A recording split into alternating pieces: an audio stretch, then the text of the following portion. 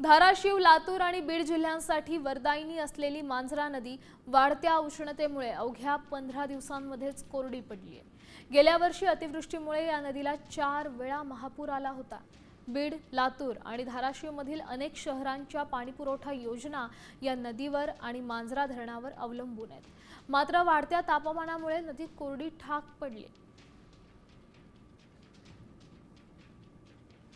दिवसापासून उन्हाचा पारा जो आहे तो दिवसेंदिवस वाढताना पाहायला मिळतोय। तापमान अवघा 41 पार जे आहे ते गेलेलं पाहायला मिळतं आणि त्याचा फटका जो आहे तो जिल्ह्यातील प्रकल्पांना बसताना पाहायला मिळतोय। मी आता कळंब शहरालगत जी वाहणारी मांजरा नदी आहे त्या मांजरा नदी परिसरामध्ये आहे।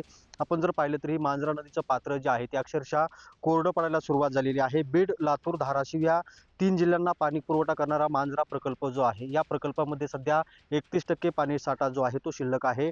आगामी काळामध्ये पाऊस लांबल्यास या तिन्ही जिल्ह्यांना जो आहे तो पाणी टंचाईचा सामना करावा लागण्याची शक्यता जी आहे ती वर्तवण्यात येत आहे। एकीकडे धाराशिव जिल्हा प्रशासनाकडून जे प्रकल्प आहे त्या प्रकल्पातील पाणीसाठा जो आहे तो पिण्यासाठी देखील राखीव केलेला आहे। त्याचबरोबर आपण जर पाहिलं तर सीना कोळेगाव प्रकल्प जो आहे तो या प्रकल्पामध्ये देखील आता 53% पाणीसाठा जो आहे तो शिल्लक आहे। शेती असेल त्याचबरोबर सिंचन क्षेत्र जे आहे ते यामुळं वाढलेलं देखील पाहायला मिळतंय। मात्र आता उन्हाचा जो परिणाम आहे तो देखील आता या प्रकल्पावर जाणवताना पाहायला मिळतोय। बाष्पीभवन मोठ्या प्रमाणावर होत असल्यामुळं प्रकल्पातील पाणीसाठा जो आहे तो झपाट्याने घट होताना या ठिकाणी पाहायला मिळते।